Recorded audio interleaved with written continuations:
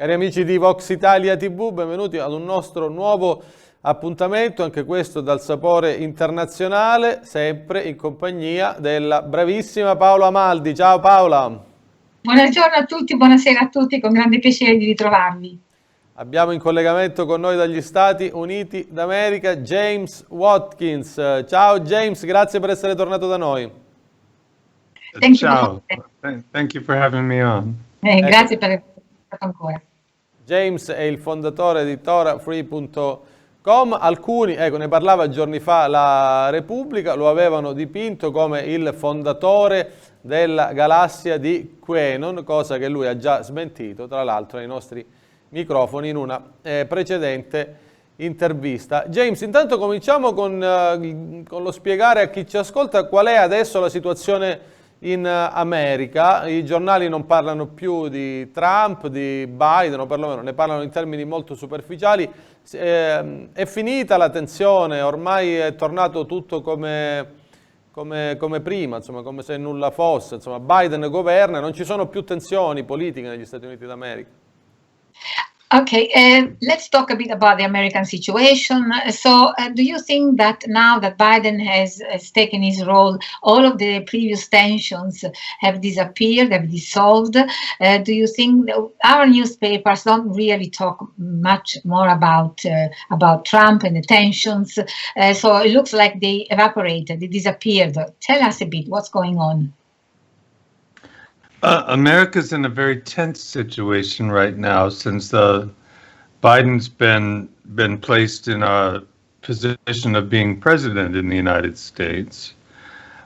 The problem is the majority of America knows that Biden didn't win the election, and what's happened is that now they have to have I believe 25,000 troops in Washington D.C. because they're scared of what the Americans might do to them. They've put themselves in a very bad situation because the people in the United States have not been believing the news media as they thought they would. 'Cause there were too many outlets for them to see the real news. So now we have President Trump. Jim, sorry. Ok, thank you. Ok, good. Dunque, ha detto che la situazione è molto tesa in questo momento negli Stati Uniti, da quando Biden è stato messo in posizione di essere presidente, perché la maggior parte degli americani sa che Biden non ha vinto le elezioni e al momento a Washington ci sono circa 25.000 truppe che sono lì perché devono far fronte a possibili reazioni della popolazione americana. È una situazione molto brutta perché di fatto il popolo americano non ha creduto alle storie che i grandi mass media hanno voluto veicolare. Sorry, I hope you haven't forgot what you were saying. Totally. I'm joking. Okay. Non dimentica. Yes.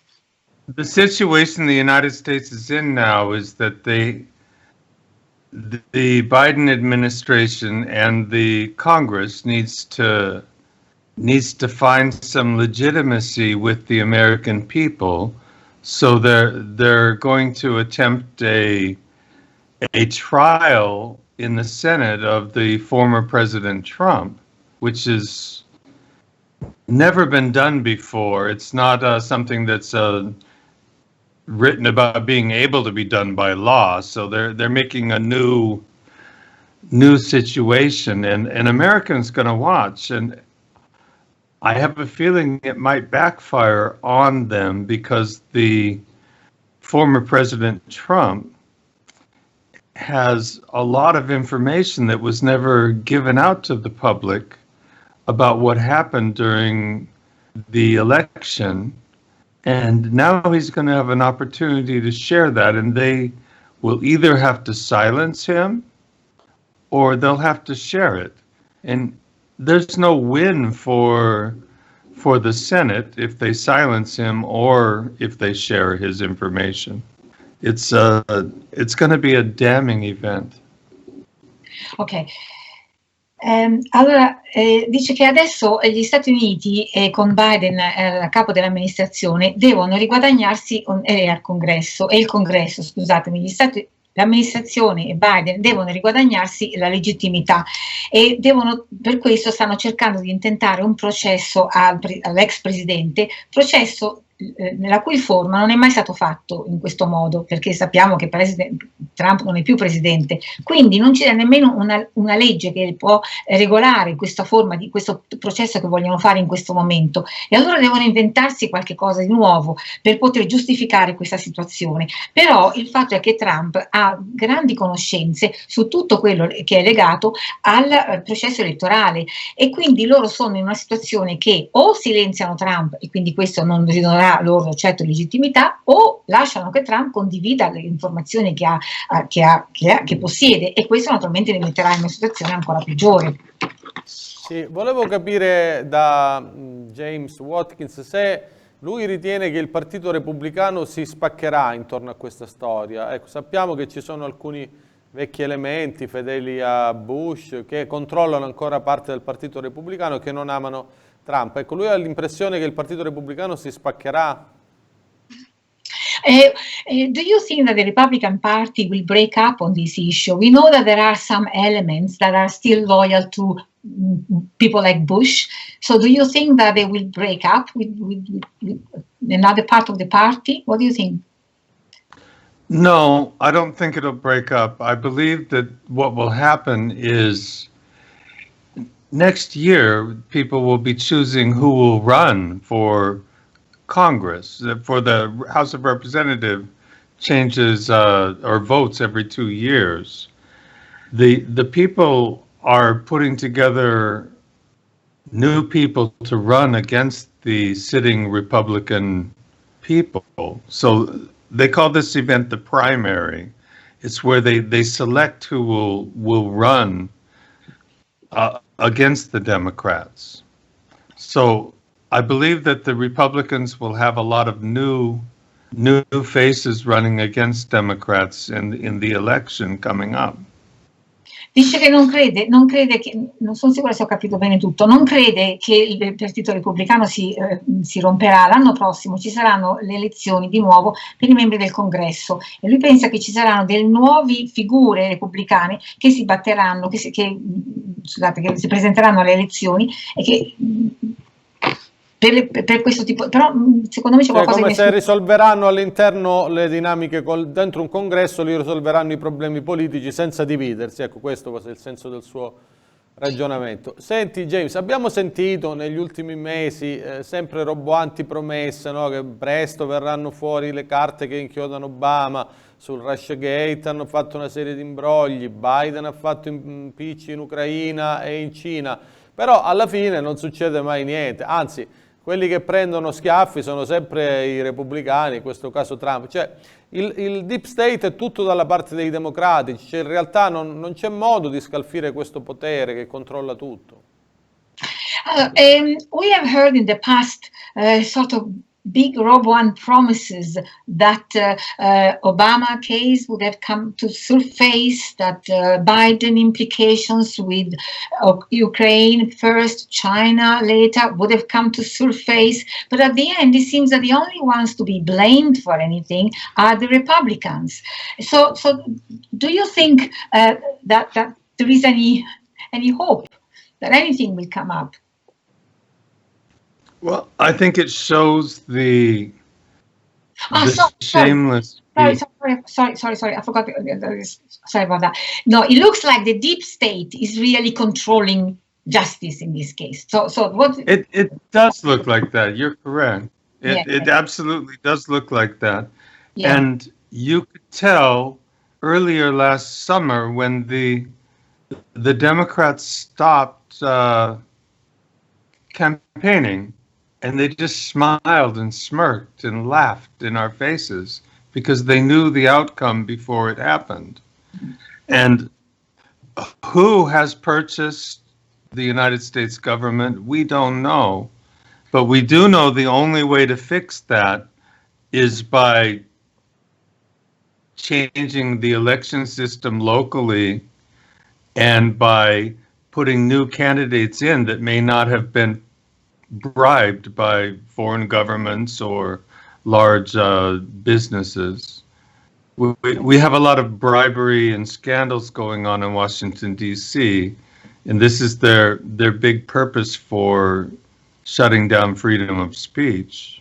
Ok, thank you, no corrotti. Ok, dice sì, certo, il deep state è assolutamente coinvolto nella nostra vita pubblica e sappiamo benissimo che i Democrats hanno praticamente interrotto la loro campagna elettorale in estate e si sono anche presi gioco, sono stati anche molto irrispettosi del pubblico perché di fatto sapevano che avrebbero vinto. Chi ha comprato lo Stato statunitense non lo sappiamo, però sappiamo che il solo modo di cambiare questo Stato è quello di riformare il sistema elettorale locale, è quello di cambiare alcuni dei candidati, è quello di portare candidati, fare un ricambio di candidati e portare candidati che non sono corrotti, che non sono collusi col sistema. Sì. C'è una candidata che è stata eletta nelle file dei repubblicani che viene ogni giorno insultata dal mainstream italiano e non solo perché è vicina proprio a Quenon, che si chiama Green. Tu conosci questo deputato, insomma, che è dentro le istituzioni americane? Sai chi è? Sai se è brava? Insomma, se ci possiamo fidare di lei? What do you think about the Republican Green? This lady seems to be close to QAnon and seems but our media are really against her. They really don't talk very well about her. Do you know can we trust her? Do you know anything? Marjorie Taylor Greene. Yes. She's a new congresswoman. Ok, è un nuovo candidato. Yeah. Ok. And she's been voted in by her constituency because they want to see something new and they want to see a person with ethics. Yes. And I believe she did mention the Q in the past, maybe in 2018, and now they're trying to hold that against her.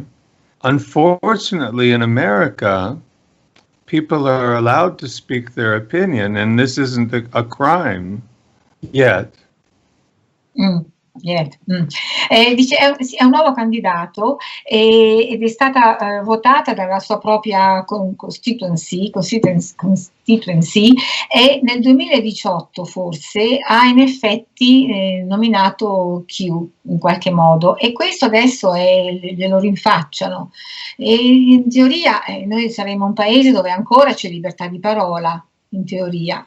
A proposito di libertà di parola, hai trovato normale, James, che YouTube, Facebook, Twitter abbiano tappato la bocca al presidente Trump? Insomma, ormai funziona così anche negli Stati Uniti d'America. Un privato può chiudere la bocca al presidente legittimamente eletto perché lo reputa un dittatore. Ecco, noi sapevamo che i dittatori erano quelli che chiudevano la bocca agli altri, non quelli che non potevano parlare. Almeno una volta funzionava così.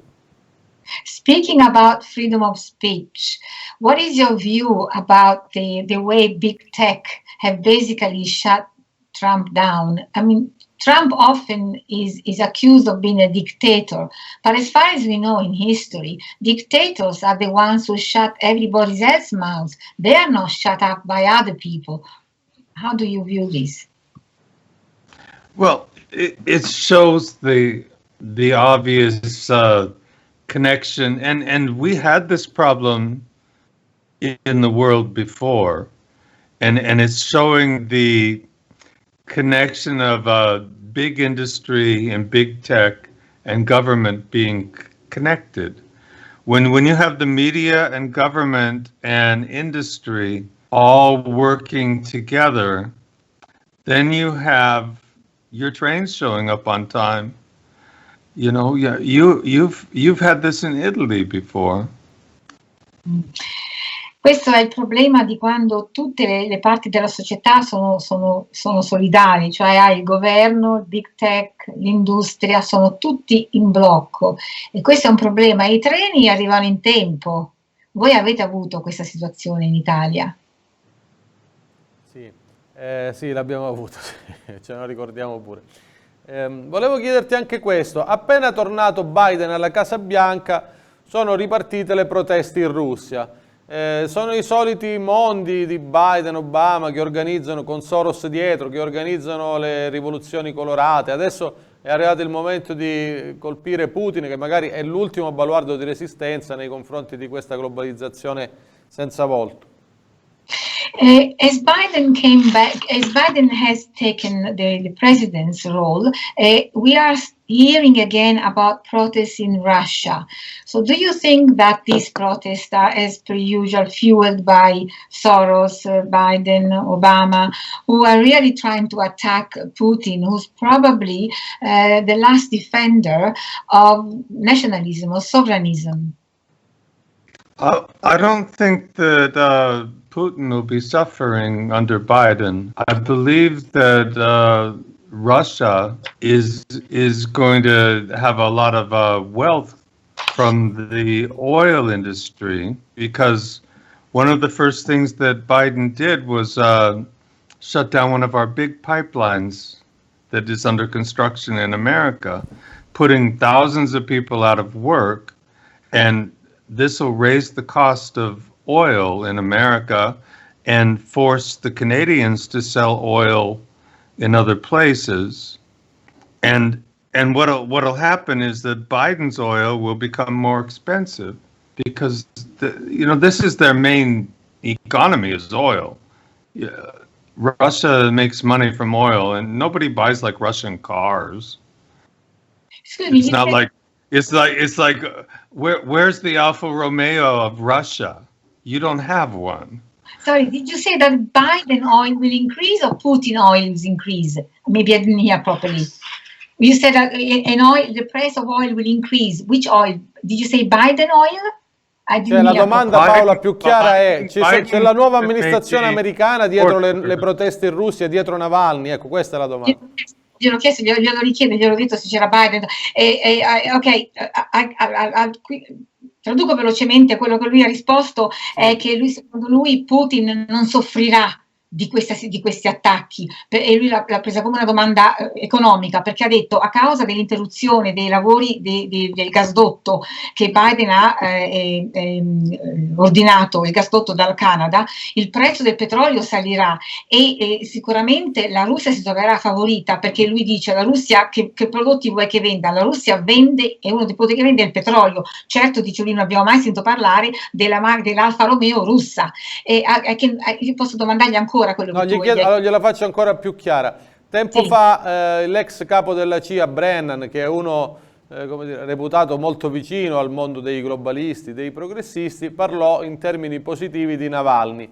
Ecco, questo Navalny, che tu sappia, è un uomo controllato dai globalisti americani, dai centri di intelligence dei paesi occidentali. Ok. Some time ago, the ex-CIA director Brennan has spoken quite well about Navalny. And do you think that indeed Navalny has been supported by the globalists, by this new elite? What do you think about the support that is getting? I'm not familiar with that. I'm sorry.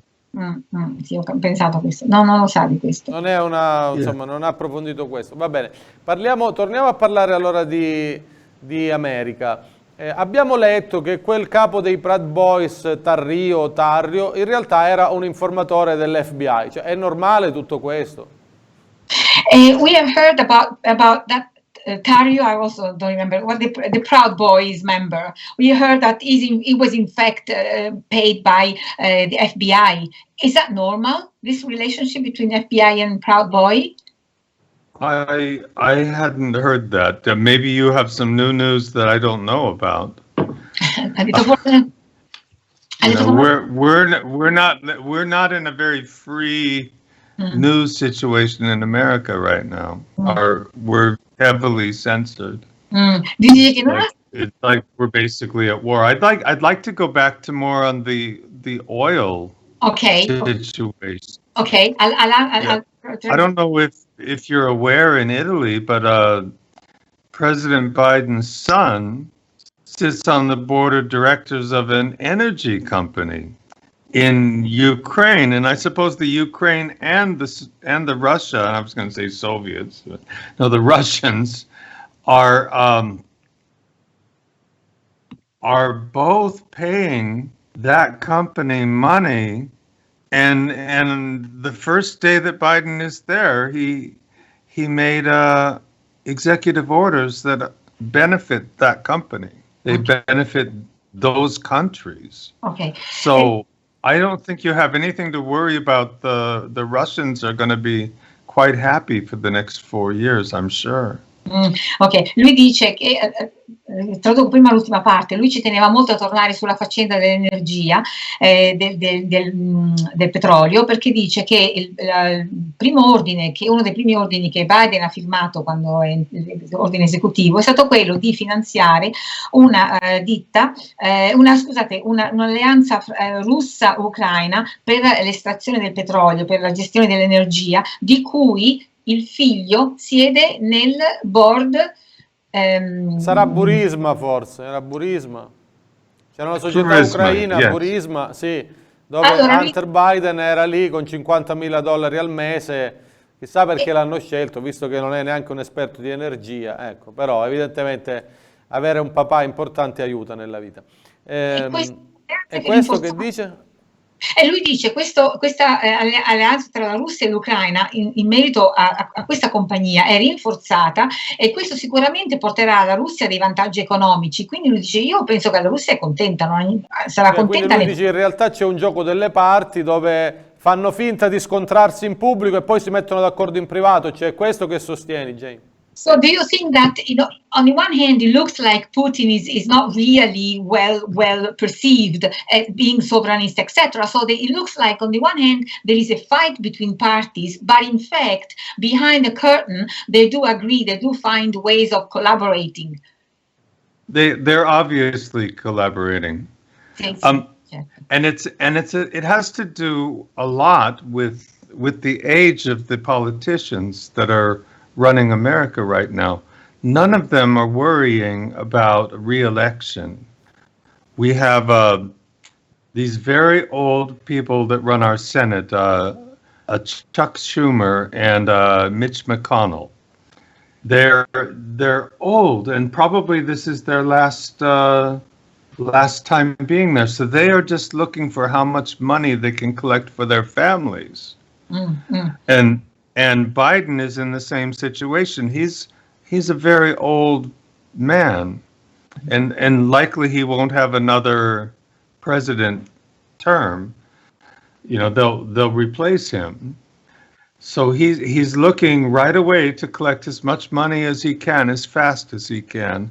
He's written so many executive orders that benefit the energy industry of other countries.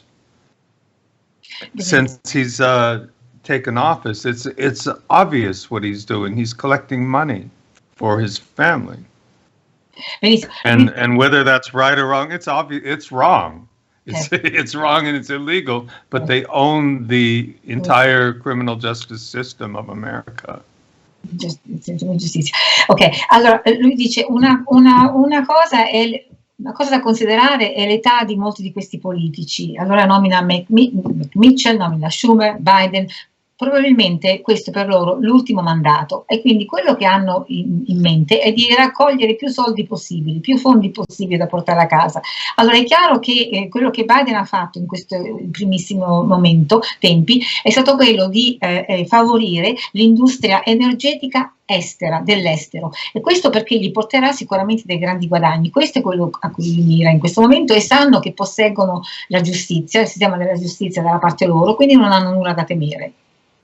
Senti, tu prevedi, James, che in America la situazione sarà destinata a diventare nei prossimi mesi, nei prossimi anni ancora più incandescente, o Biden riuscirà in qualche modo, diciamo, a riunire il paese intorno ad una piattaforma condivisa?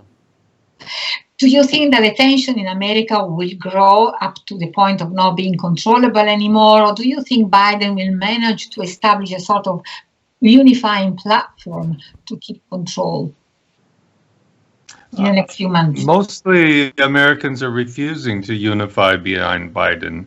That's why he has military defenses so heavily in Washington, D.C. Imagine 2 divisions of infantry or army in Rome. Sì. You know, Dice, can you imagine that? no, You know, it's like not yet. Biden's not Garibaldi. Biden is not going to unify America. Ok, lui dice, secondo lui Biden non riuscirà affatto a unificare gli americani. Il solo fatto che ci vogliono, in questo momento ci sono delle presenze militari, ci sono 25.000, scusate, militari presenti per difendere per difendere Biden da possibili attacchi popolari. Voi immaginate se a Roma di punto in bianco vedreste dei militari per strada. Ma questi dove sono? A Washington, alla Casa Bianca ci sono 25.000 militari? Capitolo, confermo, intorno al Capitolo. E lui dice Biden non è Garibaldi. These 25,000 military, the National Guard, etc., are they around Capitol Hill, around White House? Where are they? Around the Capitol. Yeah, yes, e sono attorno al Campidoglio. Yeah, yeah. Insomma, quindi c'è una bella situazione molto tesa, altro che pacificazione. Ne parlano i nostri media, vabbè, ma sappiamo che i nostri media non sono credibili. Ti voglio fare un'ultima domanda. Abbiamo visto una inchiesta di Fox News qualche giorno fa che parlava in termini molto gravi, molto seri di Anthony Fauci in relazione a quello che avrebbe combinato quest'uomo che ha una serie di conflitti di interessi con il laboratorio di Wuhan. Insomma, è venuta fuori un'immagine molto inquietante di questa figura. Tu sai niente di Anthony Fauci e dei suoi rapporti con chi lavorava nel laboratorio di Wuhan? A few days ago, we have heard a reportage by Fox about the links between Anthony Fauci and the Wuhan laboratory, and in particular about some conflict of interest between him and the administration, the NHI and the Wuhan laboratory. Have you heard anything about this? I'm not an expert, and I've only heard rumors as well. That really... Dice, non sono un esperto, però ho sentito delle voci. Ecco, ma I have opinions, ecco, una cosa, tu ti fidi di Anthony Fauci? Lo reputi uno scienziato o uno che è più bravo a fare altre cose che non scienze?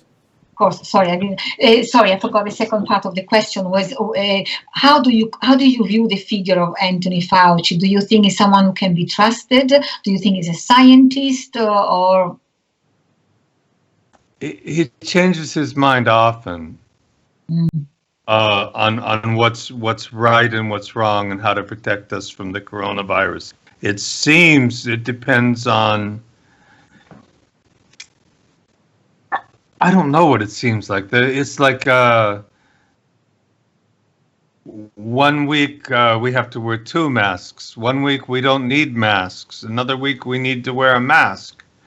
And I don't know what's right and what's wrong anymore. We can't really base it on what he's saying.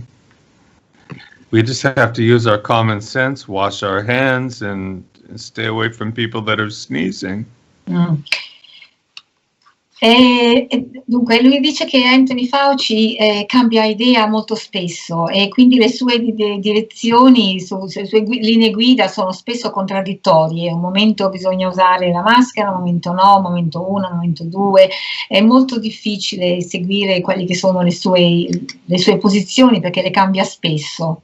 Ecco, forse per questo gli danno credibilità, perché non dice mai 2 volte in fila la stessa cosa. Senti Paola, un'ultima domanda per davvero. Qual è la situazione adesso lì sanitaria dove è lui? Ecco, non so se è in Texas, James, o da un'altra parte. California. È in California. Qual è la situazione? Perfetto, in California. La Repubblica qualche giorno fa, che è un giornale italiano che viene reputato importante, però ogni tanto scrive cose ridicole, ha pubblicato un articolo dicendo che in California la situazione è così grave che è finito il legno per le bare. Ecco, quindi diciamo chi muore ora in California lo mettono in un freezer, si trovano i cadaveri per strada, come funziona lì? a comment about the health situation, the sanitary situation in California, where you are at the moment. A few days ago, one of our newspapers, La Repubblica, has reported that there has been so many deaths in California that people run out of wood to make coffins.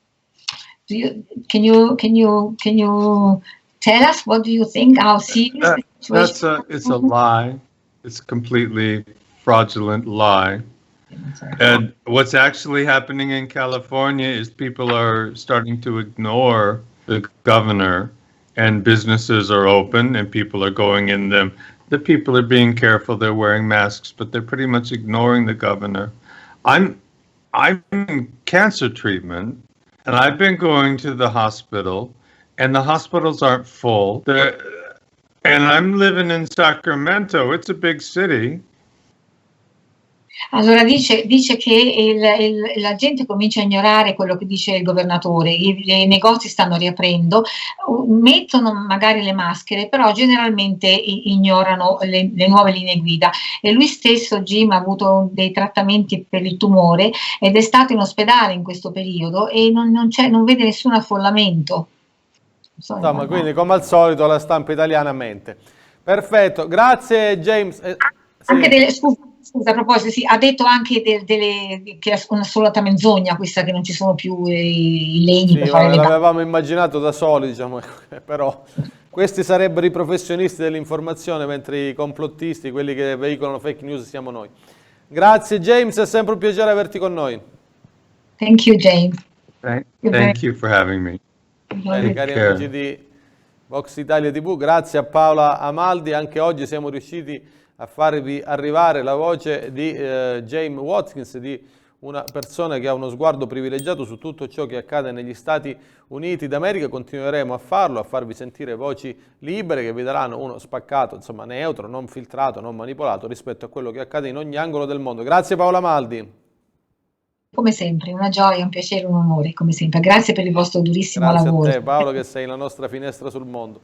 Cari amici di Vox Italia TV, anche oggi è finita una nostra intervista. Vi ricordo che noi riusciamo a continuare a lavorare solo grazie al vostro aiuto. Potete aiutarci tramite bonifico, tramite PayPal. Vi anticipo che a breve, molto probabilmente, dovremo cambiare il nome della nostra TV, insomma nome, forse anche il simbolo, perché c'è un'avvertenza con Vox Spagna, insomma non è la fine del mondo, però è un piccolo problema che dovremo affrontare. Lo faremo come al solito, come siamo abituati, insomma con decisione e con coraggio. Grazie, alla prossima!